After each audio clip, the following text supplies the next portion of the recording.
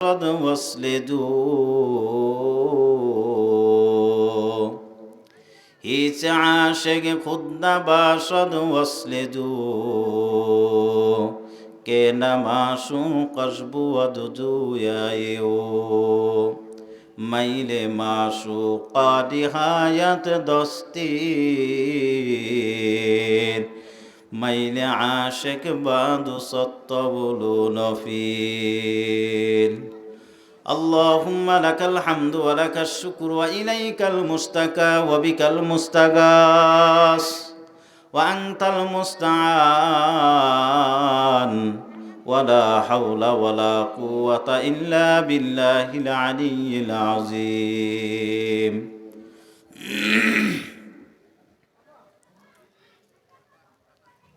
শিমলাপাড়া তালুকদার বাড়ির মানিক ভাইয়ের উদ্যোগে আজকের এই ধর্মীয় মাহফিল, মহতী এই মাহফিলে উপস্থিত মুহতারাম সম্মানিত সভাপতি মুআজ্জাজ ও মুকাররম জাতির মাথার মুকুট ওয়ারাসাতুল আম্বিয়া হযরত উলামায়ে কেরাম, আমার সামনে উপবিষ্ট আল্লাহ রব্বুল আলামিনের আশিকিন জাকিরিন মুহিব্বিন মুতাআল্লিকিন মুরব্বিয়ান ইজম, আমার সমবয়সী কলিজার টুকরা যুবক বন্ধুগণ, স্নেহের ছোট ভাই, পর্দার আলারে মা ও বোনেরা, আল্লাহ রব্বুল আলামিনের দরবারে লাখ কোটি শুকুর ও সুজুদ। যেই মহান রব্বুল আলামিন আমাদেরকে এই ফিতনা ফাসাদের জামানায় কোরআন হাদিসের ভিত্তিতে সহি তরিকায় দিন কিছু কথাবার্তা বলা এবং শোনার জন্য কবুল ও মঞ্জুর করেছেন, সেই নিয়ামতের শুকুর আদায়ার্থে মুসলমান হিসাবে এক আওয়াজে উঁচু কণ্ঠে সকলেই কালিমাতুশ শুকুর উচ্চারণ করি আলহামদুলিল্লাহ। লক্ষ কোটি দরুদ ও সালাম সাইয়্যিদুল মুরসালিন সাইয়্যিদুস সাকালাইন খাতামুন নাবিয়্যিন রাহমাতাল লিল আলামিন রহমতে আলম রসুল আকরম শফি আজম ইমামুল মুরসালিন আশরাফুল আম্বিয়া হাবিবে কিবরিয়া নবিয়ুল আরবি ওয়াল আজমি আকায়ে নামদার সাকিয়ে কাউসার শফি মাহশর সৈয়দুল মখলুদাত হযরত মুহাম্মদুর রাসূলুল্লাহ সাল্লাল্লাহু আলাইহি ওয়াসাল্লামের উপর আল্লাহ রব্বুল আলামিন এই মাহফিলকে কবুল ও মঞ্জুর করে নেন। সবাই বলেন আমিন। আর একটু জোরে বলতে পারেন না? আমিন। এই মাহফিলকে উসরা করে যিনারা করতেছেন তাদেরকে দুনিয়া এবং আখেরাতে উভয় জাহানে কামিয়াবি দান করেন। সবাই বলেন আমিন। আল্লাহ আমাদেরকেও মাফ করে দেন। সবাই বলেন আমিন।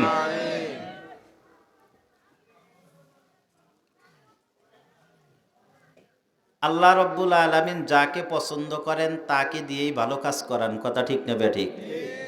জোরে বলবেন। যতক্ষণ এখানে থাকবেন, যতক্ষণ পর্যন্ত কথাবার্তা শুনবেন, এক নাম্বার কথা হলো আমলের নিয়তে, দুই নাম্বার কথা হলো শুধু এই বাহ্যিক কান দিয়ে না, অন্তর কান দিয়ে শুনবেন, তিন নাম্বার কথা হলো যতক্ষণ শুনবেন ততক্ষণ পর্যন্ত বক্তার সাথে হুজুরের সাথে আওয়াজ করতে হবে। রাজি আছেন কি না? জোরে বলেন। রাজি আছেন ইনশাল্লাহ? তাহলে কথা বলে যে বলবে তাকেও মজা লাগবে, আর যারা শুনবে তাদেরকেও মজা লাগবে। তা না হলে আস্তে আস্তে দেখবেন মাথা নিচের দিকে দিতে দিতে খেরের সাথে গিয়া মাথা ঠিক টেরও পাবে না। কথা ঠিক না বেঠিক?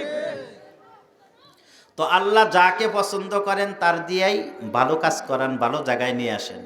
আর যাকে পছন্দ করেন না তাকে ওই গানের জায়গায় নিয়ে যান। কথা ঠিক না বেঠিক? কত মানুষ আছে না গেছে, আপনারা আর কয়জন আছেন? দেখেন কে হাজার হাজার, ঠিক কিনা? হাজার হাজার, অভাব নাই।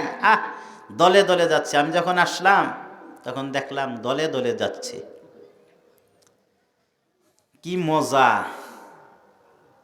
যেমন মজা, হ্যাঁ, এর সাজাটাও তেমনই। ছোট্ট একটা উদাহরণ দিই। আমি মূল আলোচনা পরে করব। মানুষের যখন চুলকানি হয়, দাউদ ঘা পসরা হয় না? কথা বলেন, হয় কি না? যখন চুলকায় তখন খুব ভালো লাগে, ভালো লাগে না? আহ, কি যে মজা! চুলকানি যখন শেষ হয় তখন কেমন লাগে? হ্যাঁ, তো দুরূপভাবে এই যে মজা না, মজা বের করবেন, মজা বের করবেন। বুড়া হইয়া কবর, 2 ঠ্যাঙে 1.5 ঠ্যাং কবরে গেছে গা, কি আনন্দ তার ভিতরে নাটক হবে।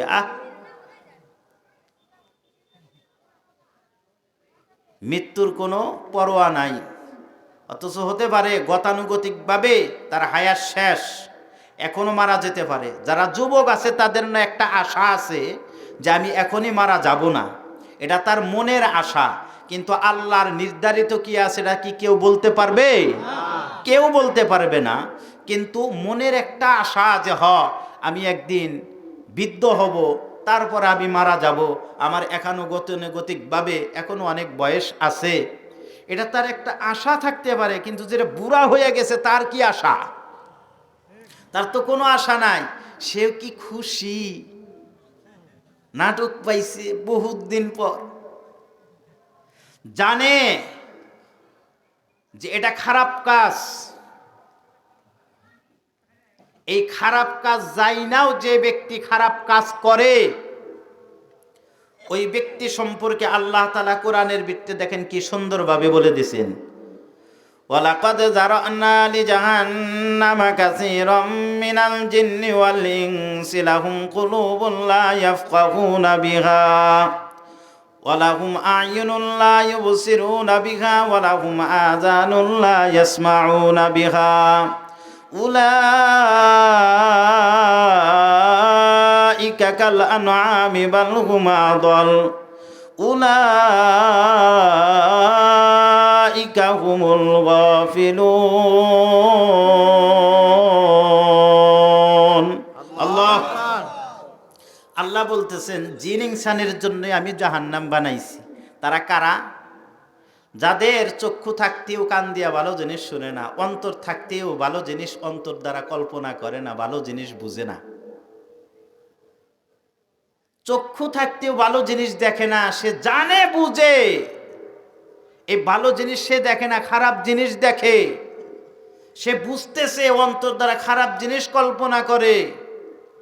আল্লাহ বলেন কয় উলাইকা কাল আনআম, কয় এরা হলো চতুষ্পদ জানোয়ারের ন্যায়। কাদের ন্যায়? কয় গরু ছাগলের যে মূল্য তাদেরও সেই মূল্য। পরে গিয়ে আল্লাহ বলতেছেন তা না, শুধু বালহুম আগল, কয় চতুষ্পদ জানোয়ারের চাইতেও এরা নিকৃষ্ট। নাউজুবিল্লাহ। সমাজের চরিত্র তো আজকে তাই হয়ে গেছে, মানুষকে মানুষ মনে করে না। এই একটা গুনার কারণে যারা করতেছে, যারা করাইতেছে, যারা অংশগ্রহণ করেছে, সকলেই তো সমান অপরাধী। এটার কারণে এই বালা মুসিবত, এর লানত, এটা শুধু তাদের উপর আসবে না, পুরা এলাকার উপরে আসবে। আল্লাহ ডাইরেক্ট ঠাটা ফালাবেন না। এই সমস্ত খারাপ কাজের কারণে এমন শাস্তি আল্লাহর পক্ষ থেকে অবধারিত দুনিয়াতেই হয়ে যায়, যেই শাস্তি দেখা যায় না, অনুভব করা যায়। অনেকেই বুঝে, অনেকেই বুঝে না। এই সমস্ত ব্যাপক হারে খারাপ কাজের কারণে যেখানে আল্লাহ লানত নাজিল হয়, কেমন হয়? তার কোনো সন্তান প্রতিবন্ধী হয়ে যাবে, আর না হয় তার সংসারে অশান্তি শুরু হয়ে যাবে, আর না হয় ছেলে সন্তান তার বাপ মার কথা শুনবে না, আর না হয় ফসল নষ্ট হবে, চকের বেটে ভালো আবাদ হবে না, পুরা এলাকার ভিতরে একটা অরাজকতা সৃষ্টি হয়ে যাবে। এই সমস্ত খারাপ কাজের কারণে এই জিনিসগুলা এলাকার ভিতরে হয়। আর যেখানে ভালো কাজ হয় ওইটার কারণে আল্লাহ তাআলার রহমত বরকত সেখানে নাজিল হয়। আনন্দ উল্লাসে করতেছে, কি আনন্দ! কিন্তু এর অবাল যে আসবে ওই দিন কে দেখবে? আল্লাহ সবাইকে হেদায়েত দান, সবাই বলেন আমিন। আপনারা এই সমস্ত কাজে কোনোদিন অংশগ্রহণ করবেন না? করবেন? সকলেই জোরে বলেন করবেন। খারাপ কাজ যাবেন? গান বাজনা এই নাটক যাত্রা যেখানে হবে যাবেন কোনোদিন? মনে থাকবে তো ইনশাল্লাহ? আর একটু জোরে বলেন, যাবেন কোনোদিন? যায়েন, এটা আমি আপনাদেরকে দাওয়াত দিয়ে গেলাম।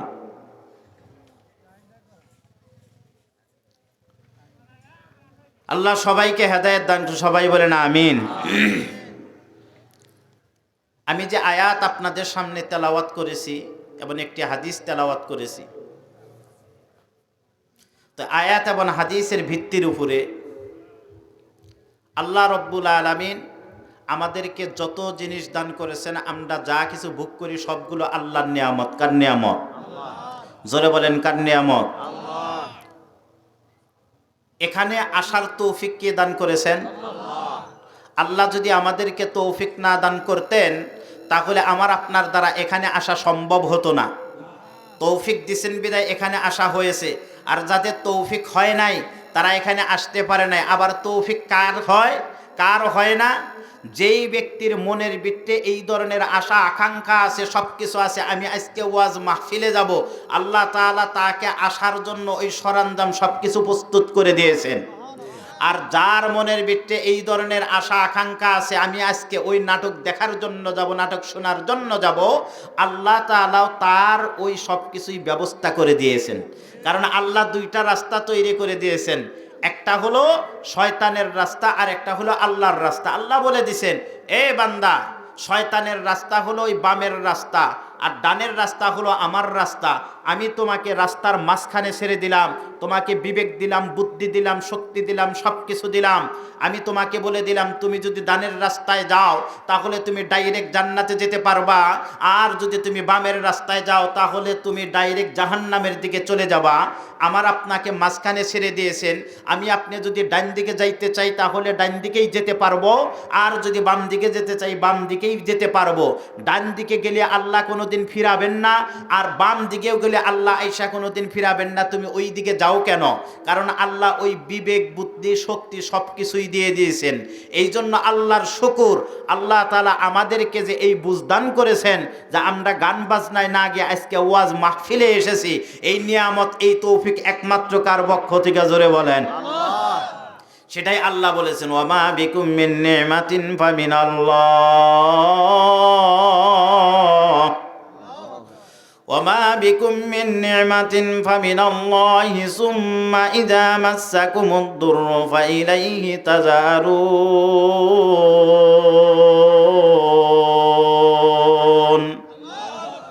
আল্লাহ রব্বুল আলামিন ডাক দেয়া বলেন, ও দুনিয়ার মানুষেরা, তোমার কাছে যত নিয়ামত আছে, যত কিছু আছে, সব কিছু আমি আল্লাহর পক্ষ থেকে। আল্লাহ বলেন, আমি দান করেছি, আমি ছাড়া তোমাকে কেউ কোনোদিন দিতে পারবে না। একমাত্র আমি দেনেওয়ালা, আমি যদি না দেই তুমি কোথায়ও পাবে না। কারণ শুধু দুনিয়াতে না, তুমি দুনিয়াতে তোমাকে আমি ভালো কাজ করার তৌফিক দিব, দুনিয়াতে তোমার দ্বারা আমি ভালো কাজ করাবো, আমার হুকুম তুমি মানবা। তোমার উপরে দুনিয়াতে যেরকম ভাবে আমার তৌফিক হলো, আমার অনুগ্রহ হলো, তুমি জেনে রাখো, জেনে রাখো, আমার অনুগ্রহেই তোমাকে আমি জান্নাতে প্রবেশ করাবো। সুবহানাল্লাহ। আল্লাহর অনুগ্রহ ছাড়া কোনো ব্যক্তি জান্নাতে যেতে পারবে না। আল্লাহ তাআলা যদি অনুগ্রহ না করেন, দয়া না করেন, কোনো ব্যক্তির ক্ষমতা নাই যে আমলের মাধ্যমে জান্নাতে যাবে। তাহলে প্রশ্ন আছে, আমল করে কি করবে? না না, আমলটা তো এই জন্য করা হবে, আল্লাহর অনুগ্রহ তো ওই ব্যক্তির উপরেই আসবে যে ব্যক্তি আল্লাহর হুকুম মানছেন। কথা ঠিক না বে ঠিক? যে ব্যক্তি আল্লাহর হুকুম মানে নাই, ওই ব্যক্তির উপরে কেমন করে অনুগ্রহ আসবে? দুনিয়ার সাধারণ মানুষই দেখা যায়, যার সাথে যার সম্পর্ক থাকে, কোনো জিনিস যদি তার কাছে সুপারিশের জন্য যায়, ওই ব্যক্তি তার সুপারিশ মঞ্জুর করে। আর যদি কোনো ব্যক্তির সাথে সম্পর্ক না থাকে, অপরিচিত থাকে, দেখা যায় ওই ব্যক্তি যতই সুপারিশ করুক না কেন, যত কিছুই করুক না কেন, ওই ব্যক্তির উপরে কোনো ব্যাপারে কোনো অনুগ্রহ আসে না। ঠিক না বে ঠিক? এই জন্য দোস্ত বুজুর্গ আজিজ, জান্নাতে যাবে কার অনুগ্রহে? জোরে বলেন। আল্লাহর অনুগ্রহে। মুস্তাদরাক ফিল হাকিম একটা কিতাব আছে, অনেক বড় কিতাব, আলেম ওলামারা জানেন। এই কিতাবের ভিতরে সুন্দর একটা ঘটনা নকল করেছেন। মুস্তাদরাক ফিল হাকিম কিতাবের ভিতরে হযরত জাবের ইবনে জাবের ইবনে আব্দুল্লাহ আল আনসারী রাদিয়াল্লাহু তাআলা আনহু থেকে তিনি বলতেছেন, একদিন বিশ্বনবী সাল্লাল্লাহু আলাইহি ওয়াসাল্লাম আয়েশা আমাদেরকে বললেন, এই জাবের, এই কেবলমাত্র আমার বন্ধু জিব্রাইল তিনি আমার এখান থেকে কেবলমাত্র চলে গেলেন, যাওয়ার আগে তিনি আমাকে বললেন যে ইয়া রাসূলুল্লাহ, ইয়া হাবিবাল্লাহ, আল্লাহর এক বান্দা, এমন বান্দা আছে যেই বান্দা 500 বৎসর আল্লাহর ইবাদত করেছেন। কতদিন? 500 বৎসর আল্লাহর ইবাদত করেছেন। ওই বান্দাকে আল্লাহ তাআলার অনুগ্রহে জান্নাতে প্রবেশ করাবেন। সুবহানাল্লাহ। কোন কয় কিন্তু কেমন করে? কয় এই বান্দা, তার সাথে আল্লাহ তাআলার সাথে কিছু কথোপকথন হবে। কেমন কথোপকথন? কয় এই ব্যক্তিকে আল্লাহ তাআলা হাসরের ময়দানে যখন সকলের সামনে উপস্থিত করবেন, ফেরেশতারা তাকে নিয়ে যাবেন আল্লাহ তাআলার সামনে, তখন ওই ব্যক্তিকে আল্লাহ বলবেন যে এই ব্যক্তি যেহেতু 500 বৎসর আমার ইবাদত করেছে, আমার অনুগ্রহে তাকে তুমি জান্নাতে প্রবেশ করাও। কোথায় প্রবেশ করাও? জান্নাতে প্রবেশ করাও। এই বান্দা তখন বলবেন, আল্লাহ, আজকেও যদি তোমার অনুগ্রহে আমার জান্নাতে প্রবেশ করতে হয়, তাহলে 500 বৎসর যে আমি তোমার ইবাদত করেছি, সেই ইবাদত গেল কই?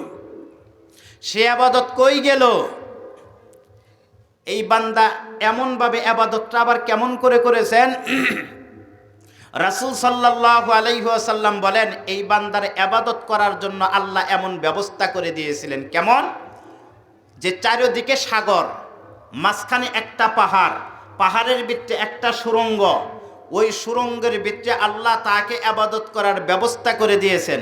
এবং সাগরের যে চারিদিকে পানি আছে, পানিগুলা ছিল নোনা পানি, পানি পান করা যায় না। ওই সুড়ঙ্গের ভিতরে 1 আঙ্গুল পরিমাণ মোটা একটা ঝর্ণার ব্যবস্থা আল্লাহ করে দিয়েছিলেন, যেই পানিটা ছিল মিষ্টি। এই পানির ব্যবস্থা আল্লাহ করে দিয়েছেন।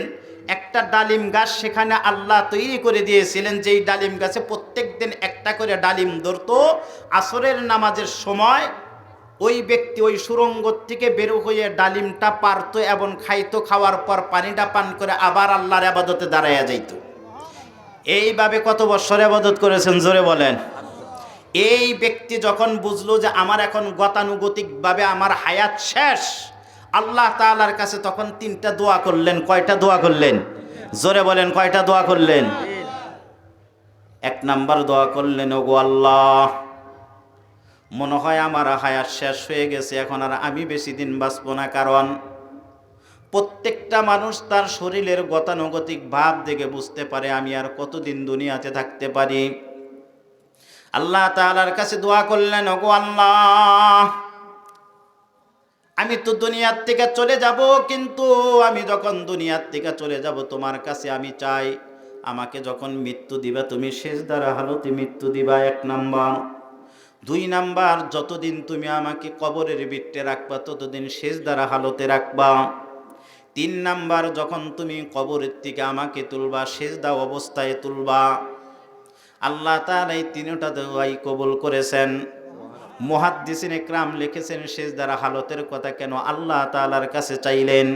কারণ আল্লাহ তাআলার কাছে সবচাইতে প্রিয় ইবাদত হলো যখন একটা বান্দা তার শরীরের ভিতরে সবচাইতে সম্মানী জায়গাটা হলো কপাল এবং মাথা, এটা যখন তার আল্লাহ তাআলার কুদরতে পায়ে ঝুঁকায় দেয়, কুদরতে পায়ে সিজদা দেয়, আল্লাহ এত খুশি হন, এত খুশি হন যে ফেরেশতাদের মাঝে ফখর করে বলতে থাকেন, ওরে আমার ফেরেশতারা দেখো, এই বান্দার শরীরের ভিতরে, বডির ভিতরে সবচাইতে সম্মানী যেই অঙ্গ পতঙ্গগুলো আছে, সেই অঙ্গ পতঙ্গগুলো আমার সামনে কেমন করে লুটিয়ে দিয়েছে। দেখো দেখো কেমন করে আমার কুদরতে পায়ে সিজদা দিয়ে পড়ে আছে এবং বলতেছে সুবহান রাব্বিয়াল আলা, সুবহান রাব্বিয়াল আলা, সুবহান রাব্বিয়াল আলা।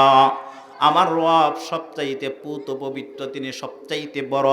এরকম ভাবে বান্দা যখন আল্লাহ তাআলার তাসবিহ পড়তে থাকে, আমার আল্লাহর এত পছন্দ হয়, এত পছন্দ হয়, তিনি এত খুশি হন যে তার সকল গুনাহগুলো মাফ করে দেন। এই জন্য মুসলমান ভাইরা আমার, সিজদা দেওয়ার জায়গায় একমাত্র আল্লাহ। আল্লাহ ব্যতীত এই পুরা শরীরটাই, কপালটা, এই সম্মানের জায়গাটা আল্লাহ ব্যতীত অন্য কোনো জায়গায় কোনোদিন নত স্বীকার করা যাবে না, সেজদা দেওয়া যাবে না। অনেক মানুষ দুনিয়াতে দেখা যায় এত সম্মানের জায়গাটা একটা মানুষ আর একটা সাধারণ মানুষের পায়ের বিট্টে সেজদা দেয় কিনা জোরে বলেন? পীরের পায়ে সেজদা দেয়, মাজারে গিয়া সেজদা দেয়, কবরে গিয়া সেজদা দেয়, নেতার সামনে গিয়া সেজদা দেয়, নেতার সামনে গিয়া মাথা ঝুঁকায়। এই যে কাজগুলো করে, যখন কোনো ব্যক্তি এমন কাজ করবে, আমার নবীজি বলেন তার মাথা ঝুঁকানোর সাথে সাথে তার ঈমান নামে দৌড়টা সাথে সাথে চলে যাবে। এই জন্য মুসলমান ভাইয়েরা আমার, জীবন থাকতে কোনোদিন পীরের পায়ে সেজদা দিবেন না, কবরে গিয়া সেজদা দিবেন না, মাজারে গিয়া সেজদা দিবেন না। পীরের পায়ে সেজদা দেওয়া হারাম, মাজারে গিয়া সেজদা দেওয়া হারাম, মাজারে মান্নত করা হারাম, মাজারে গিয়া কোনো জিনিস চাওয়া হারাম, মাজারে আগরবাতি মোমবাতি দেওয়া হারাম। এমন কোনো মান্নত করলে ছাগল দেওয়া হারাম, খিচুড়ি দেওয়া, চিন্নি দেওয়া হারাম, মাজারে দেওয়া হারাম। মাজারওয়ালা দেওয়ার মতো কোনো শক্তি নাই, মাজারওয়ালা কোনো জিনিস দিতে পারে না, পীর কোনোদিন কোনো জিনিস দিতে পারে না। কারণ দেনেওয়ালা একমাত্র হলেন কে? জোরে বলেন কে? আল্লাহ ব্যতীত আর কেউ কাউকে কোনো জিনিস দিতে পারবে না।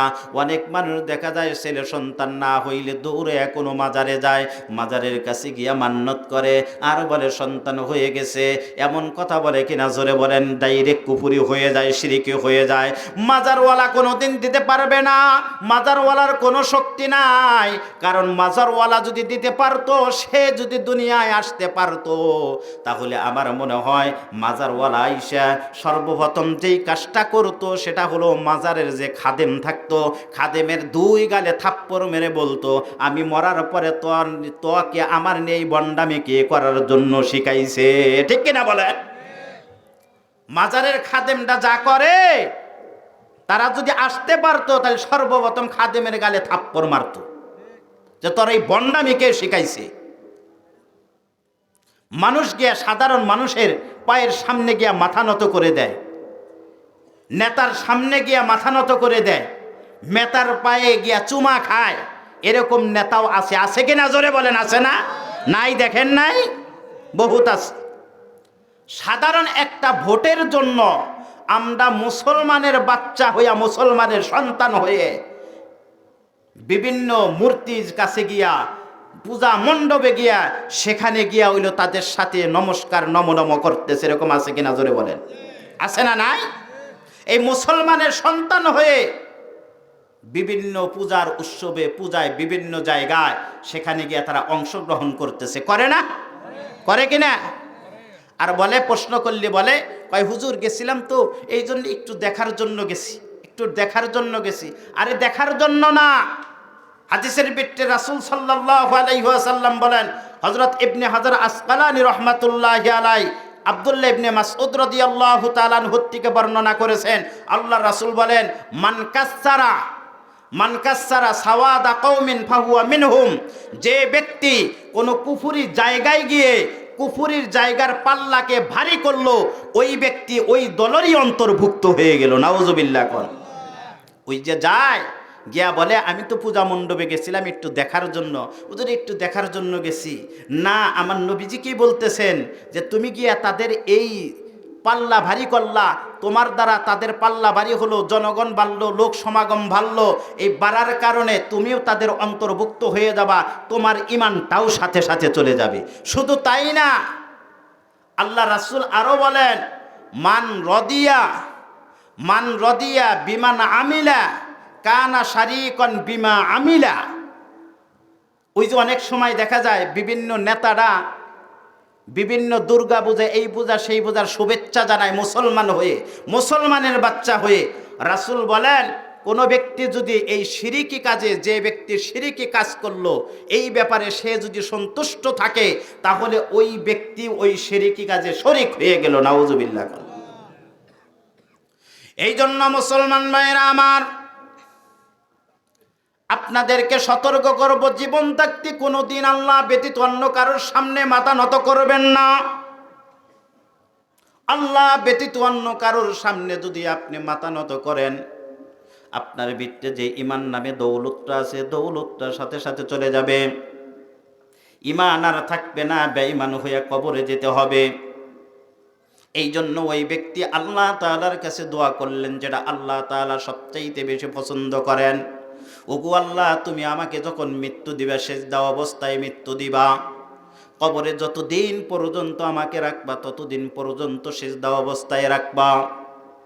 যতদিন পর্যন্ত, যখন তুমি আমাকে কবর থেকে তুলবা, তখন সেজদা অবস্থায় তুলবা। হযরত জিবরাইল আলাইহিস সালাতু ওয়াস সালাম বললেন, ইয়া রাসূলুল্লাহ, ইয়া হাবিবাল্লাহ, আমরা যখন আসমানে উঠি, এমন নবী ওই ব্যক্তিকে ওই কবরের ভিতরে সেজদারত অবস্থায় আমরা দেখতে পাই। হাসরের ময়দানে আল্লাহ রব্বুল আলামিন যখন ওই ব্যক্তিকে ডাক দিবেন, ফেরেশতারা তাকে যখন হাসরের ময়দানে নিয়ে যাওয়া হবে, আল্লাহ বলবেন, এই ব্যক্তিকে আমার অনুগ্রহে তোমরা জান্নাতে প্রবেশ করাইয়া দাও। এই কথা বলার পর ওই ব্যক্তি ডাক দেয়া বলবেন, ওগো আল্লাহ, আজকেও যদি তোমার অনুগ্রহে আমাকে জান্নাতে যেতে হয়, তাহলে 500 বৎসরের ইবাদত যে আমি করেছি, সেই 500 বৎসরের ইবাদত কোথায় গেল, সেটা কোথায় হলো? আমার 500 বৎসরের ইবাদতের বিনিময়ে আমি জান্নাত চাই। আল্লাহ রব্বুল আলামিন ডাক দেয়া বলবেন, ও ফেরেশতারা, তাকে জান্নাতের থেকে ফিরিয়ে নিয়ে আসো।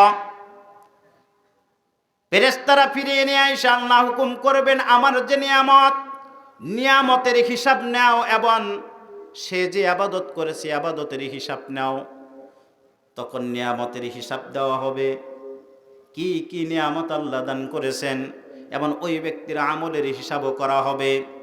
সর্বপ্রথম যেই জিনিসটার হিসাব নেওয়া হবে, তার যে চক্ষু আল্লাহ তাআলা দান করেছিলেন। এত বড়ই একটা নিয়ামত, যার চক্ষু নাই সেই বুঝে দুনিয়াটা কি। ওই যে আমার আগে একজন বক্তা তিনি বয়ান করেছেন, যার 2টা চক্ষু নাই, জন্মঅন্ধ, ওই ব্যক্তির কাছে আপনি গিয়া জিজ্ঞাসা করেন চক্ষুর কি মূল্য। কথা ঠিক নেবে ঠিক? মুসলমান ভাইরা আমার, ওই ব্যক্তিকে যখন আল্লাহ তাআলা জিজ্ঞাসা করবেন, ওরে বান্দা, তোমার ভিতরে যে আমি সুন্দর 2টা চক্ষু দান করেছিলাম, যেই চক্ষু দ্বারা পুরা পৃথিবীটা তুমি দেখেছো, সুন্দর করে দেখেছো, এই চক্ষুকে তুমি কোনো দরখাস্ত করেছিলে? তুমি কোন আমলটা করেছিলে? কোন আমলের বিনিময়ে তোমাকে আমি চক্ষুটা দান করেছিলাম? আল্লাহ তাআলা কুরআনের ভিতরে বলেছেন, আলাম নাজআল লাহু আইনাইন ওয়ালিসানা ওয়াশাফাতাইন। আল্লাহ কত সুন্দর করে বলেছেন। এটা মক্কার কাফেরদের একটা ঘটনার পরিপ্রেক্ষিতে বলেছেন। মক্কার কাফেররা এরকম বড় বড় যারা ধনাঢ্য ছিল, মালওয়ালা ছিল, আমাদের সমাজের মতো যারা মালওয়ালা ছিল, ক্ষমতাবান ছিল, ক্ষমতার অধিকারী ছিল, তারা একজন আরেকজন পরস্পরকে বলতো, আয়াহসাবু আল্লা ইয়াকদিরু আলাইহি আহাদ, আমাদের এমন শক্তি আছে, এমন শক্তি আছে, দুনিয়াতে আমাদের কেউ আর কোনোদিন পরাজয় করতে পারবে না, আমরা কোনোদিন ধ্বংস হব না, আমাদের এমন শক্তি আছে, ধন সম্পদ আছে, টাকা পয়সা আছে। এমন কথা তারা বলতো। কথার বদলায় আল্লাহ রব্বুল আলামিন বলতেছেন, তোমরা যে এমন কথা বলতেছো, শক্তি দেখাইতেছ, তোমার এই ধন সম্পদ, এই শক্তির উৎস কোন জায়গায়? আমি আল্লাহ দান করেছি, আমি আল্লাহ দান করেছি। কিন্তু এই ধন সম্পদ এগুলা তোমাকে রক্ষা করতে পারবে না। তুমি যদি এত কিছু করে থাকো, এতই শক্তি যদি তোমার থাকে, তাহলে তুমি দেখো, তোমার ভিত্তি যে আমি 2টা চক্ষু দান করেছি, তোমার একটা জবান আমি দিয়েছি, 2টা ঠোঁট আমি দান করেছি, এর একটা যাকে আমি দেই নাই। তোমরা এই পৃথিবীর ভিত্তি এমন একটা বানায় দেখায় দাও যে আমরা এই জিনিসটা বানাইছি। পারবে? দোস্তরা আমার, আল্লাহ রব্বুল আলামিন ওই ব্যক্তির হিসাব নেওয়া যখন শুরু করবেন, এই 2টা চক্ষুর বিনিময়ে তার সব আমল শেষ হয়ে যাবে। সব আমল যখন শেষ হয়ে যাবে, ফেরেশতাদেরকে আদেশ করবেন, যাও তাকে নিয়ে তোমরা জাহান্নামে গর্তের ভিতরে ফেলে আসো। ওই ব্যক্তিকে যখন জাহান্নামের দিকে নিয়ে যাওয়া হবে, ওই ব্যক্তি তখন চিৎকার করতে থাকবে, আর আল্লাহ তাআলার কাছে বলতে থাকবে, ওগো আল্লাহ, ওগো আল্লাহ, আমি ভুল করেছি, আমি বুঝি নাই। তোমার অনুগ্রহে আমাকে জান্নাতে দাও। কারণ আমলের বিনিময়ে আমল দ্বারা জান্নাতে যাওয়া সম্ভব না। কারণ আল্লাহ তাআলা এত নিয়ামত আমাদেরকে দান করেছেন, এত নিয়ামত, যদি কিয়ামত পর্যন্ত কারোর হায়াত আল্লাহ তাআলা দেন, শুধু তাই না, আরো যদি দেন, আর সকল মানুষ যদি গুনাহ শুরু করে দেন, আল্লাহর নিয়ামতে আমরা গুণে শেষ করতে পারবো না। ঠিক কিনা বলেন? ওয়াইন তাউদ্দু নি'মাতাল্লাহি লা তুহসুহা। আমার আল্লাহ কত সুন্দর করে বলেন, তোমরা যদি আমার নিয়ামত বর্ণনা করে শেষ করতে পারবা না, তাহলে কোন নিয়ামতের কথা অস্বীকার করব? ওগো বন্ধুরা আমার, ভাইয়েরা আমার, দেখেন এখন শীতের দিন, যুক্তির কথা হলো সব জায়গায় পানি ঠান্ডা থাকে, কথা ঠিক নেবে ঠিক, সব জায়গায় ঠান্ডা থাকে, কিন্তু আপনি টিবল যখন ঠাসবেন দেখবেন গরম পানি বের হয় কিনা? যেখানে অনেক পানি আছে, নদীর পানি গরম থাকে, ঠিক কিনা? কিন্তু আবদ্ধ পানিগুলো ঠান্ডা থাকে। কিন্তু আপনার আমার যুক্তির কথা, ব্রেনের কথা হলো এখন তো ঠান্ডা থাকার দরকার ছিল। আর যখন গরমকাল চলে আসে, টেবল জাতবেন, দেখবেন সেখান থেকে মাটির নিচ থেকে ঠান্ডা পানি বের হচ্ছে। কিন্তু যুক্তির কথা হলো গরম থাকা দরকার ছিল। দেখেন আল্লাহ তাআলা আরো কত নিয়ামত দান করেন, এগুলা বর্ণনা করে শেষ করা যাবে না। দেখেন একটা দানা বীজ আমি আপনি ক্ষেতের ভিত্তে যখন বপন করে রেখে আসি, প্রত্যেকটা দানার ভিত্তে দুইটা করে মুখ থাকে, দুই দিক থেকে দুইটা গাছ বের হয়। একটা গাছ মাটির নিচের দিকে যায়, আরেকটা যায় উপরের দিকে।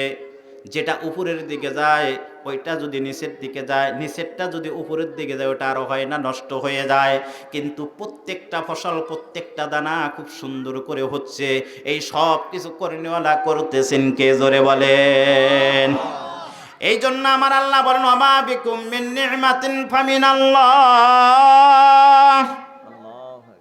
তোমাদের কাছে যত নিয়ামত আছে, যত কিছু আছে, সব কিছু হলেন আমার আল্লাহ দান করেছেন। ওই ব্যক্তিকে তখন আল্লাহ তাআলা বলবেন, ও ফেরেশতারা ওই ব্যক্তিকে নিয়ে আসো, ওই ব্যক্তিকে নিয়ে আসো।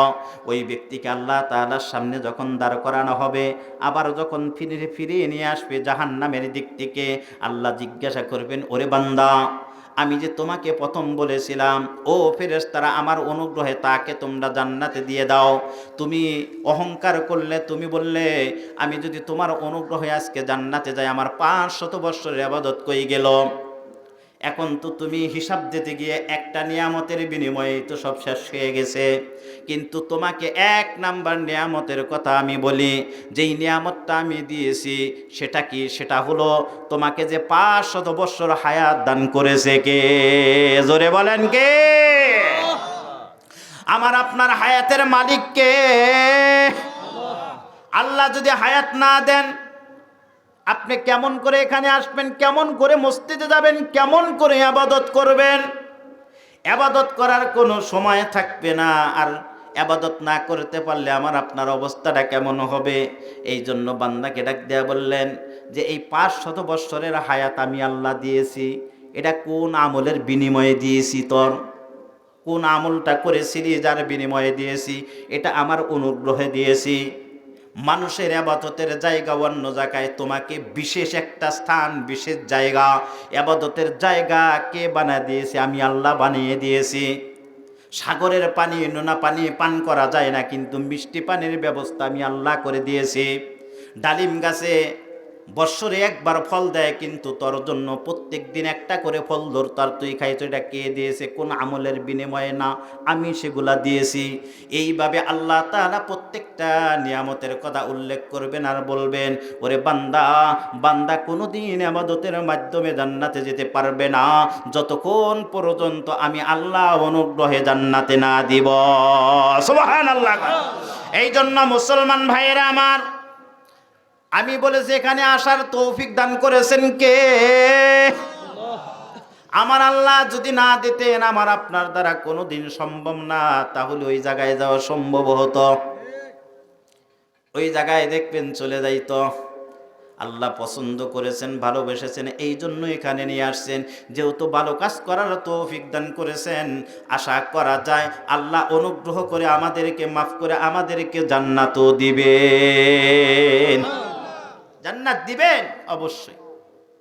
যেহেতু আল্লাহ আমাদেরকে পছন্দ করেছেন, ভালোবেসেছেন, এখানে নিয়ে আসেন, আশা করা যায় এই শীতের রাত্রিতে বসার মতো সুযোগ করে দিছেন। কষ্ট করে আপনারা ধৈর্য ধারণ করে বসে আছেন, আশা করা যায় আল্লাহ একদিন মাফও করবেন ইনশাআল্লাহ। শুধু এটা না, আল্লাহ বলেন মানুষ হলো সবচাইতে জগরালু। মানুষ জাত সমস্ত মাখলুকাতের চাইতে মানুষ হলো সবচাইতে জগরালু। কেমন?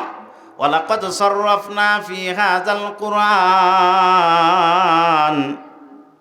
ওয়ালাকাদ সাররাফনা ফি হাযাল কুরআনি মিন কুল্লি মাসাল ওয়া কানাল ইনসানু আকসারা শাইইন জাদালা। আমার আল্লাহ ডাক দেয়া বলেন, এই কুরআন আমি তোমাদের উপরে নাজিল করেছি। এই কুরআনের ভিত্তিতে দুনিয়ার যাবতীয় কিয়ামত পর্যন্ত যত জিনিস দুনিয়াতে আসবে সকল জিনিসের সমাধান আমি আল্লাহ দান করে দিয়েছি। এমন কোনো জিনিস নাই যার সমাধান কুরআনের ভিত্তিতে নাই। এমন কোনো বিষয় নাই যেটা কুরআনের ভিত্তিতে নাই। একটা মানুষের দৈনন্দিন জীবন থেকে রাষ্ট্রীয় পর্যায়ে হোক, সামাজিক পর্যায়ে হোক, ব্যবসা বাণিজ্যের পর্যায়ে হোক, যে কোনো জিনিস হোক না কেন সকল জিনিসের সমাধান আমি আল্লাহ কুরআনের ভিত্তিতে দিয়ে দিয়েছি। কিন্তু এত কিছু পাওয়ার পরেও, এত কিছু করার পরেও এমন কিছু মানুষ হবে দুনিয়াতে যারা আমি আল্লাহর সাথে ঝগড়া করবে। ওয়া কানাল ইনসানু আকসারা শাইইন জাদালা। আল্লাহ বলেন কেমন ঝগড়ালো হবে। বিশ্বনবী সাল্লাল্লাহু আলাইহি ওয়াসাল্লাম বলেন, হযরত আব্দুল্লাহ ইবনে মাসউদ রাদিয়াল্লাহু তাআলা আনহু থেকে হাদিসটাও বর্ণিত, হাসরের ময়দানে আল্লাহ তাআলা একজন ব্যক্তিকে উপস্থিত করবেন আল্লাহ তাআলার সামনে। যখন ওই ব্যক্তি আল্লাহ তাআলার সামনে দণ্ডায়মান হবেন, ওই ব্যক্তি হবেন কাফের। সে নিরেট কাফের, সে কোনোদিন আল্লাহর ইবাদত করে নাই, আল্লাহ তাআলার বিশ্বাস করে নাই, নবীকে বিশ্বাস করে নাই। ও মুসলমান জেনে রাখেন, আপনারা ভালো করে বুঝে রাখবেন, এই পৃথিবীর ভিতরে সবচাইতে বড় শত্রু হলো দুইজন। কয়জন? জোরে বলেন। যারা মানুষের ভিতরে সবচাইতে বড় শত্রু হলো, এক নাম্বার হলো ইহুদিরা, দুই নাম্বার হলো মুশরিকরা। কারণ মুশরিকরা হলো মুসলমানদের জন্য সবচাইতে বড় শত্রু। আল্লাহ তাআলা কুরআনের ভিতরে ডাইরেক্ট বলে দিয়েছেন, লাতাজিদান্না আশাদ্দান নাসি আদাওয়াতাল লিল্লাযিনা আমানুল ইয়াহুদা ওয়াল্লাযিনা আশরাকু। কয় সবচাইতে ইহুদিরা হলো বড় দুশমন মুসলমানদের। মুসলমানদের ধ্বংস করার জন্য তারা সব সময় লেগে থাকে।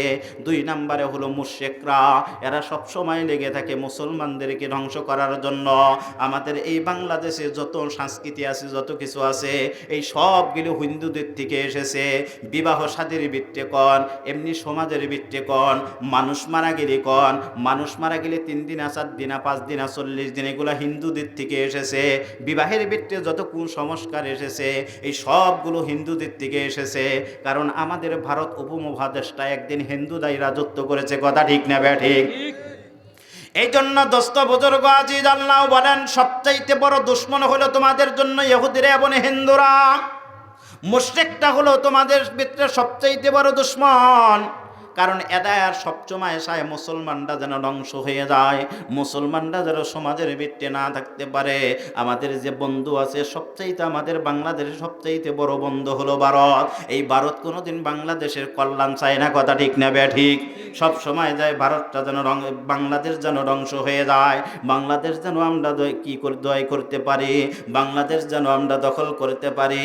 এমন কোনো সুযোগ সুবিধা নাই যে তারা নেয় নাই, কিন্তু আমাদের জন্য আজ পর্যন্ত সামান্য কিছু সুযোগের ব্যবস্থা করে নাই। কথা ঠিক না ব্যাঠিক? এই জন্য দোস্ত বুজুর্গ আজিজ, আল্লাহ রাব্বুল আলামিন বলেন সব সময় কিয়ামত পর্যন্ত তোমার জীবনটা তুমি চালাবা, এদেরকে চিনে রাখো, এরাই তোমাদেরকে ধ্বংস করবে। এই এমন একজন কাফের মুশরিককে হাসরের ময়দানে আল্লাহ রাব্বুল আলামিনের সামনে যখন দাঁড় করানো হবে, ওই ব্যক্তিকে আল্লাহ তাআলা তখন ডাক দেয়া বলবেন, ওরে বান্দা, ওরে বান্দা, তুই তো মুশরিক ছিলি, তুই তো কাফের ছিলি। কারণ কি? আমি একজন আমার প্রতিনিধি, আমি দুনিয়াতে নবী প্রেরণ করেছিলাম, তুই নবীকে বিশ্বাস করস নাই, নবীকে মানস নাই, নবীর কোনো কথা তুই শুনস নাই, নবীর আনুগত্য তুই করস নাই। ওই ব্যক্তি তখন আল্লাহ তাআলার সাথে ঝগড়া করবে, আল্লাহ তাআলার বিরুদ্ধে চলে যাবে, ডাক দেয়া বলবেন, ওগো আল্লাহ, তুমি যেটা বলতেছো একটাও সত্য না। তুমি দুনিয়াতে নবী প্রেরণ করেছিলে, নবীকে আমি মেনেছি, নবীর আনুগত্য করেছি, নবীর সাজেশন অনুযায়ী জীবন চালাইছি। এইভাবে ঝগড়া করা শুরু করবে। দেখেন, এই জন্য আল্লাহ বলেন, কানাল ইনসানু আকসারা শাইইন জাদালা। কার সাথে ঝগড়া করতেছেন? জোরে বলেন, কার সাথে? এ ঘুমাইতেছে কে? বাদ্দা দিমু? তাহলে ঘুমান কেন? হ্যাঁ, আরে ঘুমায়েন না। আল্লাহ তাআলার সাথে যুদ্ধ ঘোষণা করে তো হাসরের ময়দানে। দুনিয়াতে কে যুদ্ধ ঘোষণা করে জানেননি? যার সাথে আল্লাহ তাআলা যুদ্ধ ঘোষণা করেছেন। ফাইল লাম তাফআলু ফাযানু বিহারবিম মিনাল্লাহ।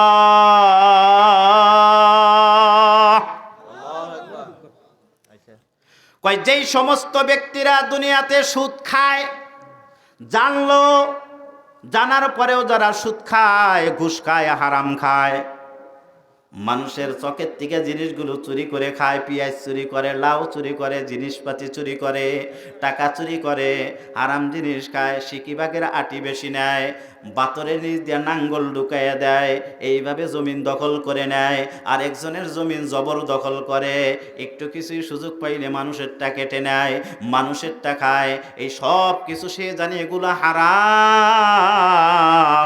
হারাম জানার পরেও যারা এই হারাম কাজগুলো করে, সুদে টাকা লাগায়, যারা সুদের ব্যবসা করে, সুদ ঘুষের ব্যবসা করে, এই সমস্ত কাজ যারা জেনে বুঝি করে, আল্লাহ বলেন তারা যেন স্বয়ং আল্লাহ তাআলার সাথে যুদ্ধ ঘোষণা করে। নাউজুবিল্লাহ। যেই ব্যক্তি আল্লাহ তাআলার সাথে যুদ্ধ ঘোষণা করবে, সে টিকবে কি টিকবে না? জোরে বলেন, টিকবে? জিন্দেগিতেও টিকবে না। কারণ কি? আল্লাহ তো ডাইরেক্ট আইসা মাথার ভিত্তে বাড়ি দিবেন না? বাড়ি দিবেন। আল্লাহ তো জিন্দেগিতেও মাথায় বাড়ি দিবেন না। এটার কারণে, হারামের কারণে, হারাম জিনিসটা যে আপনি পেটের ভিত্তে তুললেন, এই সুদের টাকা পেটের ভিত্তে তুললেন, ঘুষের টাকা পেটের ভিত্তে তুললেন, এই যে আপনি আরেকজনের ক্ষেত থেকে যে এক আটি বেশি ধান নিয়ে আসলেন, আপনি যে আরেকজনের একটু ক্ষেত দখল করে খাইলেন, আপনার গরু দিয়ে আরেকজনের ক্ষেত খাওয়াইলেন, এই যে অন্যায়গুলো করলেন, এই অন্যায়গুলোর কারণে আল্লাহ তাআলা আপনার ভিতরে গজব নাজিল করবে। কেমন গজব? এমন গজব যে দেখবেন আপনার এমন রোগ হবে, অসুখ হবে, সেটা ভালো হবে না, কিংবা স্ত্রী অসুস্থ হয়ে পড়বে, কিংবা সন্তান প্রতিবন্ধী হয়ে যাবে, কিংবা সন্তান আপনার কথা শুনবে না, কথা শুনলেও দেখবে মানবে না। এমন সমাজের ভিতরে আছে কিনা? জোরে বলেন, আছে কিনা? আমরা রোগ খুঁজি কিন্তু রোগ খুঁজে পাই না। শুধু মালিশ করে রোগ ভালো হওয়ার জন্য মানুষের কাছে যায়, ছেলেটা কথা শোনে না, রোগ সারে না। সমাজের ভিতরে অশান্তি, ফ্যামিলির ভিতরে অশান্তি। কেন অশান্তি হয়েছে? অশান্তির কারণ হলো আপনার ফ্যামিলির ভিতরে হারাম ঢুকেছে, আল্লাহর নাফরমানি ঢুকেছে। এই নাফরমানির কারণে, হারামের কারণে অশান্তি শুরু হয়ে গেছে। ও মুসলমান ভাইয়েরা আমার, একটু চিন্তা করেন, একটু ফিকির করেন, এগুলার কারণে অশান্তি শুরু হয়ে যায়। ফ্যামিলির ভিতরে অশান্তি, ফ্যামিলির ভিতরে এমন অশান্তি হয়, একজন আরেকজনের সাথে পড়ে না, সন্তানগুলো ভালো হয় না, পড়ালেখা করার জন্য দিয়েছে, পড়ালেখা করে না, মদ গাঞ্জা খায়, নেশা খায়, বাবা খায়। কথা ঠিক না বে ঠিক? কেন এরকম হয়? আপনি তো ভালো মানুষ ছিলেন, কিন্তু এমন হয় কেন? আফসোস করে, হুজুর আমি তো কোনোদিন বাবা খাই নাই, আমার সন্তান গিয়া বাবা খায়, আমার সন্তান গিয়া গাঞ্জা খায়, আমি তো কোনোদিন গাঞ্জার কাছে যাই নাই। তুমি তো গাঞ্জা খাও নাই, তুমি তো এখন বসে বসে হারাম খাইতেছ। ঠিক না বে ঠিক? এই জন্য মুসলমান ভাইয়েরা আমার, এই সমস্ত কাজ কারবার যারা করে, আল্লাহ বলেন সে আমার সাথে যুদ্ধ ঘোষণা করলো। আর আল্লাহ তাআলার সাথে যুদ্ধ ঘোষণা করলে এটা হলো দুনিয়ার শাস্তি। দুনিয়ার শাস্তি তো এইটা, আখিরাতের শাস্তি তো আছেই। কারণ হারাম জিনিস পেটের ভিতরে ঢুকবে। কিয়ামত পর্যন্ত যদি আল্লাহ আপনাকে হায়াত দেয়, আপনি যদি এইভাবে যদি ইবাদত করতেই থাকেন, যতই ইবাদত করুন না কেন, যত কিছুই হোক না কেন, হারাম জিনিস খাওয়ার কারণে একটা ইবাদত আল্লাহর দরবারে কবুল হবে না। নাউজুবিল্লাহ। কোন ওই ব্যক্তি মনে আসেনি? ওই ব্যক্তি হাসরের ময়দানে আল্লাহ তাআলার সাথে ঝগড়া করবে, বলবে ওগো আল্লাহ, তুমি দুনিয়াতে যেই নবীকে প্রেরণ করেছিলে তাকে আমি আনুগত্য করেছি, তাকে আমি মেনেছি। আল্লাহ বলবেন না না, তুমি মানো নাই, তুমি মানো নাই। ওই ব্যক্তির সামনে আমলনামা আইসা দিবেন খুলে, তার আমলনামা খুলে দেওয়া হবে। আমলনামার ভিতরে আল্লাহ পড়তে বলবেন তুমি পড়ো। প্রত্যেকটা মানুষের আমলনামা যার যার হাতে যখন যাবে প্রত্যেকেই তার আমলনামা পড়তে পারবে। দুনিয়াতে সে শিক্ষিত থাকুক কিংবা মূর্খ থাকুক, যেই অবস্থাতেই থাকুক না কেন, প্রত্যেকটা মানুষ ওই দিন আমলনামা পড়তে পারবে। কেউ ওই দিন কোনো মূর্খ থাকবে না। আরবি ভাষায় পড়বে, আরবি ভাষায় আমলনামা লেখা থাকবে, আরবি ভাষায় মানুষ কথা বলবে, জান্নাতের ভিতরেও আরবি ভাষায় কথা বলবে। বিশ্বনবী সাল্লাল্লাহু আলাইহি ওয়াসাল্লাম বলেন, আহিব্বুল আরব আলী সালাসিন, তিন কারণে তোমরা আরবদেরকে ভালোবাসো। কেন তিন কারণে ভালোবাসতে বলেছেন? কারণ নবীজি বলতেছেন লিআন্নী আরবিয়্যুন, আমি হইলাম আরবি, ওয়া কালামু আহলিল জান্নাতি আরবিয়্যুন, জান্নাতীদের ভাষা হবে আরবি ভাষা। ওয়া কালামু আহলিল ওয়া কালামুল কুরআনি আরবিয়্যুন, এবং কুরআন শরীফের ভাষা হলো আরবি ভাষা। সুবহানাল্লাহ। কোন হাসরের ময়দানে যখন আল্লাহ তাআলা ওই ব্যক্তির সামনে আমলনামা দিবেন আর বলবেন, ও বান্দা তুমি পড়ো, দেখো তোমার আমলনামায় কোনো জায়গায় লেখা আছে কিনা তুমি নবীকে আনুগত্য করেছ। ওই ব্যক্তি যখন পড়বে তখন দেখবে যে না, এখানে কোনো জিনিস লেখা নাই। ওই ব্যক্তি আল্লাহ তাআলার কাছে বলবেন, ওগো আল্লাহ, আমি এটা বিশ্বাস করি না, আমার আমলনামা আমি বিশ্বাস করি না। আল্লাহ বলবেন, কেন বিশ্বাস করি না? ভাই, আমি যেই জিনিসটা দেখিনি ওটা বিশ্বাস করি না। তখন ফেরেশতাদেরকে ডাকবেন, দুই কাঁধে দুইজন ফেরেশতা আছে, কিরামান কাতিবিন, সম্মানিত দুইজন ফেরেশতা। ডান কাঁধের ফেরেশতা নেক আমল লেখেন, বাম কাঁধের ফেরেশতা খারাপ আমল লেখেন। এই দুইজন ফেরেশতাকে ডাকবেন, তোমার সাথে যে দুইজন ফেরেশতা ছিল এরা দেখো কি বলে। ফেরেশতারা তখন বলবেন, ওগো আল্লাহ, এই ব্যক্তি তো কোনো ভালো কাজ করে নাই, সে কাফের ছিল, মুশরিক ছিল, তোমার সাথে শিরকি করেছে। ওই ব্যক্তি তখন বলবেন, আল্লাহ, এদের কথাও বিশ্বাস করি না, এদেরকে আমি দেখি নাই, এদের কথা কেন বিশ্বাস করব, এদেরকেও বিশ্বাস করি না। আল্লাহ তাআলা তখন ডাক দিয়া বলবেন, এই ব্যক্তির সামনে আমার লৌহে মাহফুজ খুলে দাও। ওই ব্যক্তির সামনে লৌহে মাহফুজ খুলে দেওয়া হবে। সেই লৌহে মাহফুজের ভিতরে আল্লাহ দেখাবেন, দেখো এখানে তুমি পড়ে দেখো, তুমি যেগুলা বলতেছ নবীকে আনুগত্য করেছ, দুনিয়াতে তুমি খারাপ কাজ করো নাই, তুমি যে ভালো কাজগুলো করেছ বলতেছো এখানে লেখা আছে কিনা দেখবে, লেখা নাই। ওই ব্যক্তি বলবে, আমি লৌহ মাহফুজ বিশ্বাস করি না, কারণ যেই জিনিস দেখি না সেই জিনিস আমি বিশ্বাস করি না। এটা হলো নাস্তিকদের যুক্তি। নাস্তিকটা বলে, আমরা যেই জিনিস দেখি না সেই জিনিস বিশ্বাস করি না। এই জন্য তারা আল্লাহকে বিশ্বাস করে না, কবরের শাস্তি বিশ্বাস করে না, জান্নাত জাহান্নাম বিশ্বাস করে না। ওরা ওই ধরনের এগুলা কোনো কিছুই বিশ্বাস করে না, কারণ তাদের এক নাম্বার যুক্তি হলো, যেটা দেখা যাবে না সেটা বিশ্বাস করা যাবে না। নাউজুবিল্লাহ। কোন দেখা না গেলে বিশ্বাস করা যাবে না, এটা যুক্তি হলো নি? যুক্তি হলো? কোন তো দেখি, আপনি আপনার বাপ যে আপনার বাপি, এটা কি আপনি দেখছেন? জোরে বলেন, দেখছেন? বুঝেন নাই আমার কথাটা? আপনার যে বাপ ছিল, পিতা ছিল, এটা যে আপনার বাপ, এটা আপনি দেখছেন? দেখছেন? এটা কেমনে বুঝলেন আপনার বাপ? আপনার আম্মা বলছে, পাড়া প্রতিবেশী বলছে, বলার কারণে আপনি বিশ্বাস করেন এটা আপনার বাপ। কথা ঠিক না বেঠি? তাহলে যেই জিনিস দেখা যাবে না ওই জিনিস বিশ্বাস করা যাবে না। এই নাস্তিক মুরতাদ যে কথা, এই কথাটা এটা কি বাস্তব না অবান্তর? জোরে বলেন। অবান্তর একটা কথা না? ওই ব্যক্তি যখন হাসরের ময়দানেও বলবে, ওগো আল্লাহ, যেটা আমি দেখি না সেটা বিশ্বাস করি না।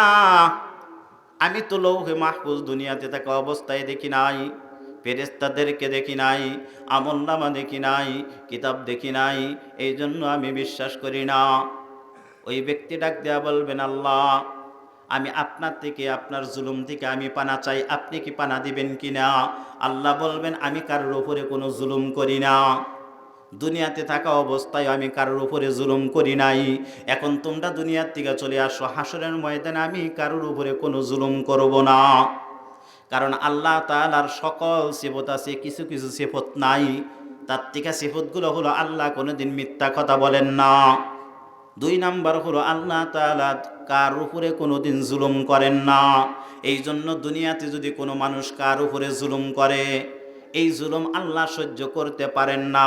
মাখলুক হয়ে আরেক মাখলুকের উপরে জুলুম করবে, আল্লাহ ডাইরেক্ট ঘোষণা দিয়েছেন, একজন ব্যক্তি আরেকজন ব্যক্তির উপরে জুলুম করবে, এই জুলুমের শাস্তি আমি আল্লাহ দুনিয়াতেও দেব এবং আখিরাতেও দিব।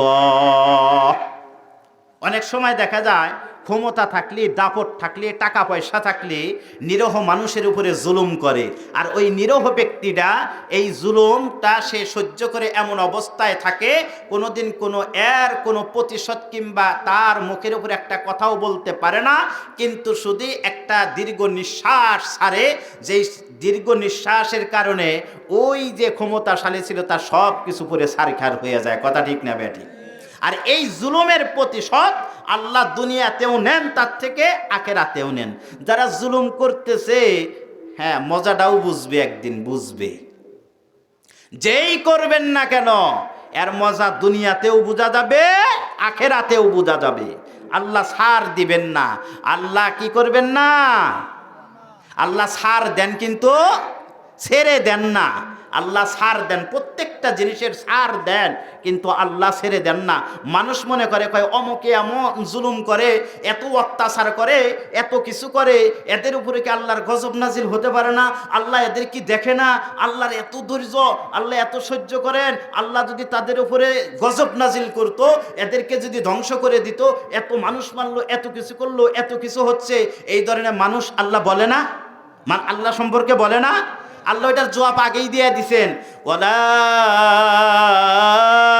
তাহসাবান্নাল্লাহা গাফিলান আম্মা ইয়ামালু যালিমুন। আল্লাহু আকবার।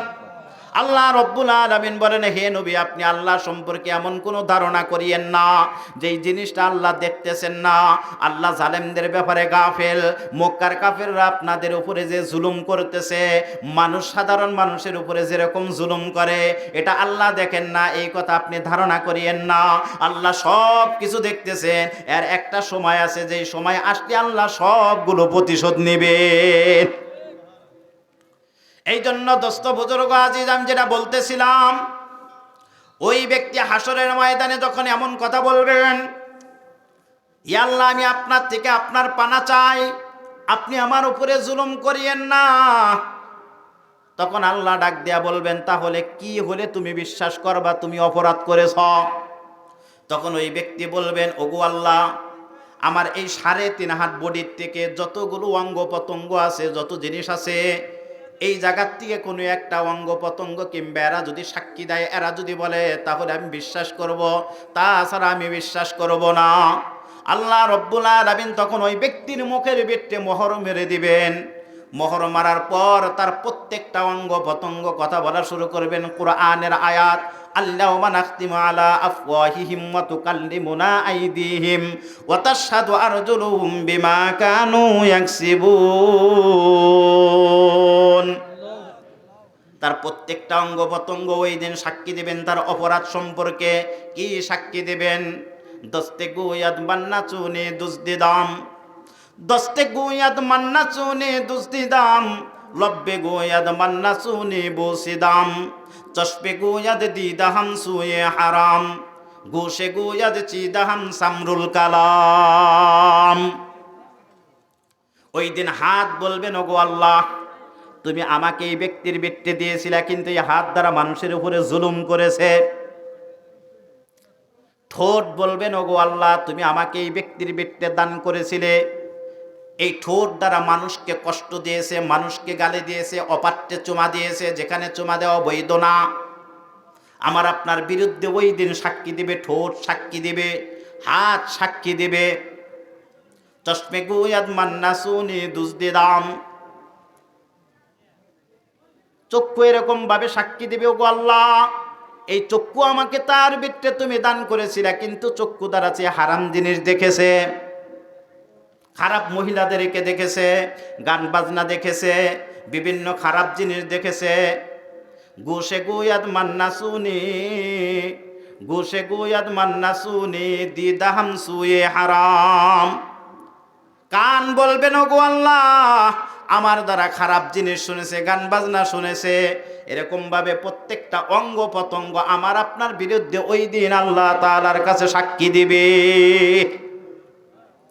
ওই ব্যক্তির অঙ্গ প্রত্যঙ্গগুলো যখন সাক্ষী দিবে, আল্লাহ তাআলা তখন ওই ব্যক্তির হাত পা বেঁধে ফেরেশতাদেরকে আদেশ করবেন বাঁধার পর ওই ব্যক্তিকে ছাগল পানির উপর দিয়া নেওয়ার সময় যেরকম ভাবে খুঁটি ধরে কিন্তু টেনে হেঁচড়ে পানি পার করা হয়, তদরূপভাবে ফেরেশতারা তাকে টেনে হেঁচড়ে জাহান্নামের বৃত্তে নিক্ষেপ করবে।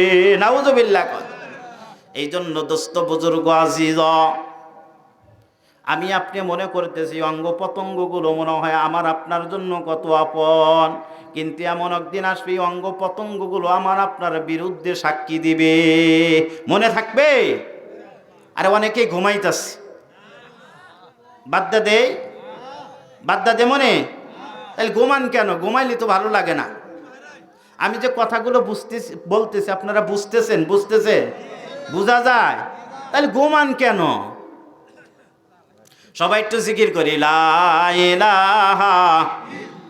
যে ঘুমাইছে তা তুলে দেন। এই যে চাচা আমার দিকে তাকান। হ্যাঁ, পাও ফালাইয়া বসেন, ওরকম না, ফালাইয়া বসেন, এরকম করে বসলে ঘুমে ধরবো।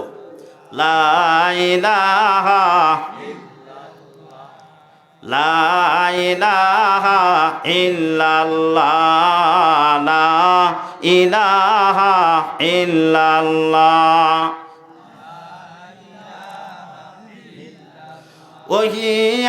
ওহিয়ামদ সুয়ে মুসাস কোদা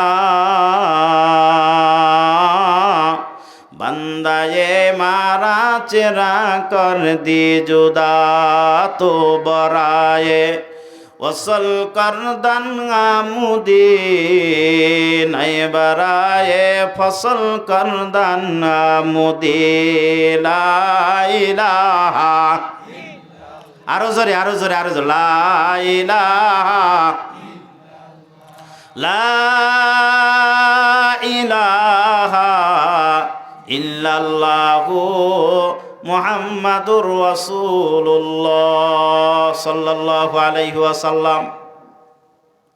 তো আল্লাহ আমাদেরকে ভালোবেসে মহাব্বত করে কোন জায়গায় নিয়ে আসছেন? আরেকবার বলেন, কোন জায়গায়?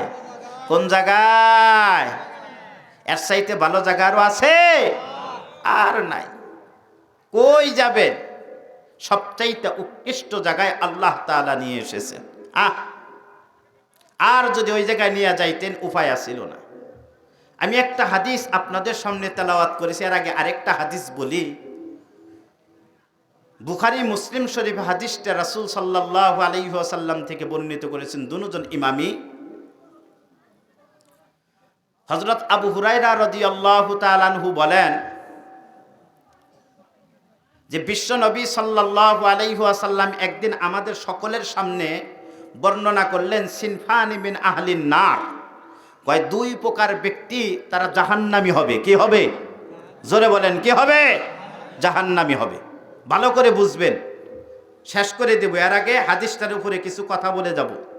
যেহেতু আপনারা আমার অতি আপনজন, হয়তো আমার পরিচয় আপনারা জানেন না বা অনেকেই জানেন। আপনাদেরই সন্তান, আমি কাছেই থাকি, বেশি দূরে না। আমার বাড়ি শাখারিয়া গ্রাম, উত্তরপাড়া। আব্দুল সালাম তালুকদার ব্যান্ডার আছে না, চিনেননি আপনারা? তার ছোট ভাই আমি নারায়ণগঞ্জেই থাকি। নারায়ণগঞ্জেই আমার মাদ্রাসা, মসজিদ সব কিছু নারায়ণগঞ্জে। খুব কম আসি, মাঝে মধ্যে যখন এই যে দাওয়াত হয় তখন আসি, আর এমনি বছরে 1-2 বার ঈদের সময় আসি। আপনাদের দোয়ায় 8 সাল থেকে আমি নারায়ণগঞ্জেই আছি। তো ঘটনাক্রমে আপনাদের এখানে আল্লাহ তাআলার রেজেক রাখছেন বিদায় আসছে। আর বিভিন্ন জায়গায় আরও প্রায় অনেক এলাকায়, বাদাই, নবগ্রাম, ওই যে সোনাটা, ভেঙ্গুলা, বিভিন্ন জায়গায় আসা হয়েছে, কিন্তু এই শিমলাপাড়া, হেমনগর এইদিকে আসা হয়নি। তো এটাই প্রথম। তো রাসূল সাল্লাল্লাহু আলাইহি ওয়াসাল্লাম বললেন দুই প্রকার ব্যক্তি জাহান্নামী। কয় প্রকার? আর জোরে বলেন, কয় প্রকার? ঘুম গেছে কানে? এখন গেছে নি? ভালো করে বসেন। দুই প্রকার ব্যক্তি জাহান্নামী। হযরত আবু হুরাইরা বলেন, রাসূল আফসোস করে বললেন, কয় আমি বললাম দুই প্রকার ব্যক্তি জাহান্নামী, কিন্তু আমার জীবদ্দশায় আমি এই প্রকার লোকগুলো আমি দেখতে পারলাম না। এই লোকগুলা কারা হবে? এই লোকগুলা হবে একদিন, কিন্তু আমি দেখতে পারলাম না। তারা কারা? আল্লাহর নবী বলতেছেন, লাম আরাহুমা কওমুম মাআহুম সিয়াতুন কাআজনাবিল বাকরি ইয়াজরিবুনা বিহান নাস। কয় এক প্রকার মানুষ এমনও হবে যেই সমস্ত ব্যক্তিরা তাদের হাতে এই যে কোনো জানোয়ার কিংবা গরু বাছুরের লেজ যেরকম ভাবে চিকন, এরকম চিকন তাদের হাতে লাঠি থাকবে, এই লাঠির দ্বারা মানুষের উপরে জুলুম করবে। মুহাদ্দিসিন একরাম অনেক জায়গায় আর ব্যাখ্যায় গিয়ে লিখেছেন, এই লাঠির দ্বারা উদ্দেশ্য কি? লাঠির দ্বারা উদ্দেশ্য হলো তাদের হাতে সামান্য কিছু ক্ষমতা থাকবেন, যেই ক্ষমতার কারণে মানুষের উপরে জুলুম করবে। আজ পুরা বিশ্বের দিকে তাকাইলে দেখা যায় এই ক্ষমতার বলে মানুষকে মানুষ মনে করে না, যে যার ইচ্ছা, যার উপরে যার ক্ষমতা আছে সেই সবকিছু দ্বারা দখল করতে চায়। কথা ঠিক না বেটি? জুলুমকে জুলুম মনে করে না, অত্যাচারকে অত্যাচার মনে করে না, যার তার সাথে যেমন ইচ্ছা তেমনই করতেছে। সমাজের ভিত্তিতে দেখা যায় যে ব্যক্তি মাতাব্বর হয়, একটু মাতাব্বর শ্রেণীর মানুষ হয়, দেখা যায় যে সে সাধারণ মানুষের উপরে বিভিন্ন কলা কৌশলে তাদের উপরে জুলুম করে। কথা ঠিক না বেটি? আর একটু জোরে বলেন, ঠিক না বেটি? করে কিনা এরকম আসেনি? আছে না? আমাদের এলাকায় ছিল, গ্রামে। আপনাদের গ্রামে আছে কিনা জানি না। আছে? তো রাসূল যে কথাটা বলেছেন কথার সাথে মিল আছে কিনা জোরে বলেন। মিল আছে? লাম আরাহুমা কওমুম মাআহুম সিয়াতুন কাআজনাবিল বাকরি ইয়াজরিবুনা বিহান নাস। যে ক্ষমতার বলের কারণে মানুষের উপরে জুলুম অত্যাচার করবে, এই এক প্রকারের মানুষ, এরা বিনা হিসাবে জাহান্নামী হবে।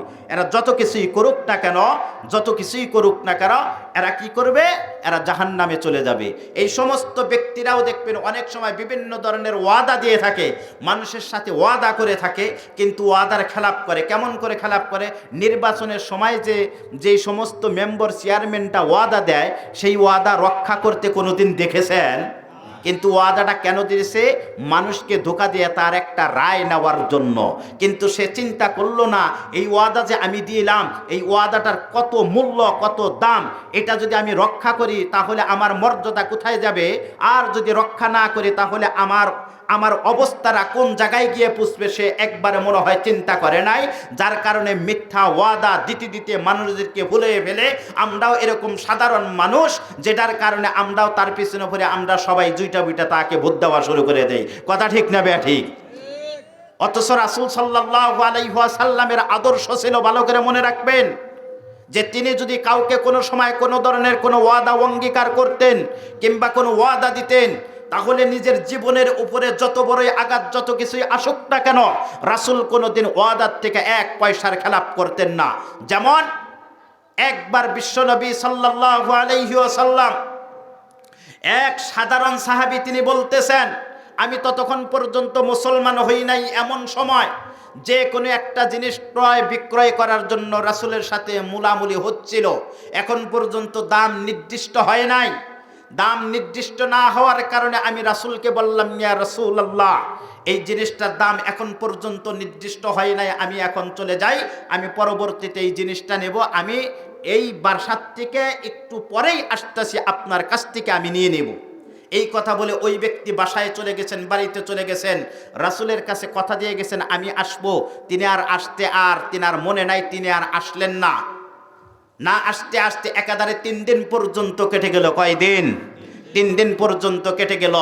কিন্তু রাসূল ওই ব্যক্তির সাথে যে কথা দিয়েছেন, ওই ব্যক্তি আসবেন, রাসূলের সাথে সাক্ষাৎ করবেন, ওই জিনিসটা নেবেন, এই যে ওয়াদা ওই ব্যক্তিও করেছে, রাসূলও ওয়াদার প্রতিশ্রুতি দিয়েছেন তিনি সেখানে থাকবেন। আয়েশা যদি ওই ব্যক্তি না পায় তাহলে কষ্ট পাবে, এই জন্য রাসূল একাধারে 3 দিন পর্যন্ত সেখানেই দাঁড়ায়া রইছেন। সুবহানাল্লাহ। কয়দিন দাঁড়ায়া রইছেন? কয়দিন?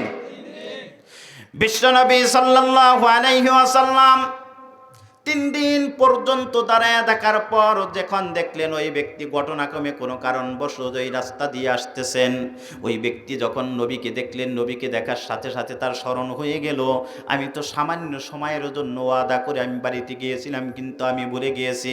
এখন তো আমি দেখলাম নবীজি এখানেই দাঁড়িয়ে রয়েছে। নবীজির কাছে যখন গেলেন, নবীজি শুধু ওই ব্যক্তিকে দেখে শুধু এতটুকুই বললেন, তুমি আমাকে কষ্ট দিয়েছ, কিন্তু আর এই কথার উপর আর একটা কথাও নবীজি বলেন নাই। সুবহানাল্লাহ। 15 মিনিট। এই জন্য দোস্ত বুজুর্গ আজিজা, নবীজি কেমন ওয়াদা রক্ষা করেছেন, কারোর উপরে জুলুম করেছেন, কেউ বলতে পারবে জুলুম করেছেন? এই জন্য আল্লাহ নবী বললেন, এক প্রকার জাহান্নামী যাদেরকে আমি দেখতে পারলাম না, তারা মানুষের উপরে জুলুম করবে। আরেক প্রকার মানুষ যারা হবে মহিলাদের থেকে। কারা? জোরে বলেন, কাদের থেকে? সিনফানি মিন আলিন নার, এক প্রকার পুরুষদের থেকে যারা জুলুম অত্যাচার করবে মানুষের উপরে। জুলুম অত্যাচার করেওয়ালা মহিলারাও হতে পারে, যদি ক্ষমতা থাকে। কথা ঠিক না ব্যাঠিক? শুধু পুরুষই করবে তা না, মহিলারাও জুলুম করতে পারে। কিন্তু আরেক প্রকারের কথা আসতেছে, যারা মহিলাদের সাথে শুধু খাস। তারা কারা? ওয়ানিসাউন কাসিয়াতুন আমিলাতুন মুমিলাতুন মাইলাতুন রুউসুহুন্না কাসনিমাতিল বুখতিল মাইলা লা ইয়াদখুলনাল জান্নাতা ওয়া লা ইয়াজিদনা রিহাহা ওয়া ইন্না রিহাহা লাতুজাদু মিন মাসিরাতি কাযা ওয়া কাযা। আরেক প্রকার যে মহিলাদের কথা বলতেছেন নবীজি বলতেছেন, নিসাউন কাসিয়াতুন আরিয়াতুন মুমিলাতুন মাইলাতুন। কই সমাজের ব্যক্তি এমন কিছু মহিলা হবে যারা পোশাক পরিধান করবে, কিন্তু দেখা যাবে তাদের শরীরের ভিতরে কোনো পোশাক নাই। পোশাক পরিধান করার পরেও তাদের শরীরে পোশাক নাই। কেমন পোশাক পরিধান করলো? এমন পাতলা ফিলফিলে পোশাক পরিধান করবে, যেই পোশাকের কারণে তার উপর থেকে তার আকার আকৃতিতে সব কিছুই বোঝা যাবে। নাউজুবিল্লাহ কন। এমন পোশাক বের হয়েছে কিনা জোরে বলেন? পাতলা ফিলফিলে পোশাক বের হয়েছে মহিলাদের, এমন পোশাক। ও মা বোনেরা, আপনাদেরকে বলবো, আপনারা এমন পোশাক পরিধান করিয়েন না যেই পোশাকের কারণে শরীরের আকার আকৃতি সবকিছু দেখা যায়। শুধু তাই না, এমন বুরকাও বের হয়েছে যেই বুরকা হলো পর্দা করার জন্য, কিন্তু বুরকা পরিধান করে এখন ফ্যাশন করার জন্য। কথা ঠিক না ব্যাঠিক? এমন বুরকা আমার মা বোনেরা পরিধান করে। একটা বৃদ্ধ মহিলাকেও যুবতী দেখা যায় এমন টাইট ফিট বুরকা পরিধান করে, এমন কাপড় পরিধান করে, যার কারণে তাদেরকে এমন অবস্থা দেখা যায়। হাদিসের ভিত্তি এসেছে, ইস্ত্রাফসাফাহাস শায়তানু, একজন মহিলা যখন রাস্তার ভিত্তি এমন অবস্থায় সুরত ধরে বের হয়ে যায়, তখন ওই মহিলার আকার আকৃতি সবকিছু পুরুষদের চোখের সামনে সুন্দর করে শয়তান তুলে দেয়। নাউজুবিল্লাহ। এই জন্য মা বোনদেরকে বলবো, এমন পোশাক পরিধান করবেন না যেটার কারণে রাস্তার ভিত্তে মানুষ বিভ্রান্ত হয়, মানুষের গুনাহ হয়। এমন পাতলা পোশাকও পরবেন না যেটার কারণে আপনি হাসরের ময়দানে উলঙ্গ অবস্থায় ওঠেন। এমন বুরকাও পরিধান করবেন না যেটার কারণে মানুষ আপনাকে দেখে বিভিন্ন ধরনের মন্তব্য করবে, গুনার কাজ করবে। শুধু তাই না, নবীজি বলেন, নিসাউন কাসিয়াতুন আরিয়াতুন মুমিলাতুন মাইলাতুন রুউসুহুন্না। কয় এমন মহিলারা পুরুষদেরকে আকৃষ্ট করে, এমন পুরুষেরাও তাদের প্রতি আকৃষ্ট হয়। কয় তারা পার্লারে যায়, পার্লারে যাওয়ার পর তাদের চুলগুলো এরকমভাবে ফুলায়, এমনভাবে ফুলায় যে চুলগুলো যেন একটা ষাঁড় গরুর গর্দান, ষাঁড় গরুর গজ যেরকমভাবে থাকে, তাদের চুলগুলো এরকমভাবে ফুলে থাকে। এই চুলগুলো ফুলার কারণে দেখা যায় মানুষ তার পিছনে পড়ে যায়। এই চুলগুলার কারণে মানুষ বিভ্রান্ত হয়। নবীজি বলেন, এই সমস্ত মহিলারা জান্নাত দূরস্থান, জান্নাতে যাওয়া তো দূরস্থান, জান্নাতের ঘেরান পর্যন্ত পাবে না। নাউজুবিল্লাহ। পার্লারে গিয়ে দাঁত চিরিল চিরিল করে, বুরু ফ্লাক করে, চুল ফুলায়, এরকম আছে কিনা? নাই। আরে আরেক কথা তো কইতেই মনে নাই। আজকে হলো কয় তারিখ বলেন তো দেখি? 30। কালকে কি তারিখ? 31। ওই কালকার রাত্রে কি হবে বলেন তো দেখি? 31 নাইট আছে কিনা? হ্যাঁ, এই 31 নাইট। যুবক ভাইয়েরা, তোমাদেরকে বলে যাই, আর ইতিহাস জানো নে তোমরা কোত্থেকে আসছে? আর ইতিহাস জানো না তো তোমরা, দৌড়ায় এত যায়, 31st নাইট পালন করে। আর ইতিহাস তোমরা জেনে নাও, গুগলে চার্জ দাও,